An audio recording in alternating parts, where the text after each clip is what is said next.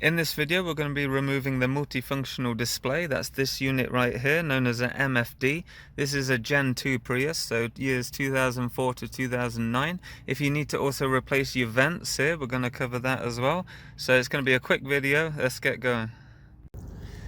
So coming over on the driver's side, we're just going to get a flat head here, right in here, and we're just going to pry up. The whole assembly will just pop off, very easy.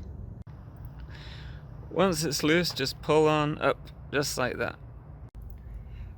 Next, 2 Phillips screws. There's one here, just behind that air assembly there, and one just there.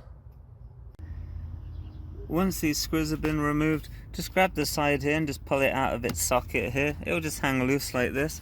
Come over to where the key is and just insert a flat head here. You might also be able to just grab this bit with your fingers and just pull it loose. So this is where the key fob goes in there.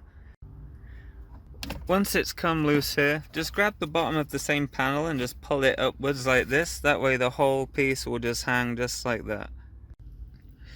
Now the bottom panel is removed from these 2 holes here, we can actually grab this piece where the button is and just pull it upwards. So just grab here and pull, and that'll pull it here, and you can take it on the other side and pull it up here, and the whole assembly will be removed.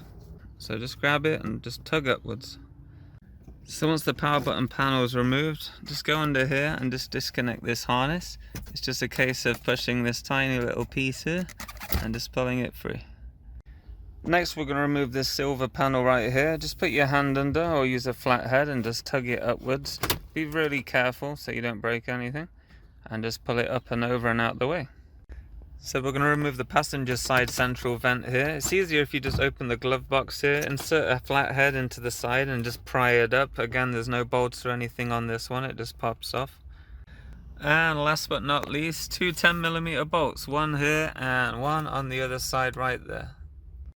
So to remove the MFD, now the bolts are out, you have 2 options. You can grab the side here, but one in each hand, and just give it a firm tug. Alternatively, you can free it up slightly first, getting a flat head, just pushing the pink toggle here and twisting.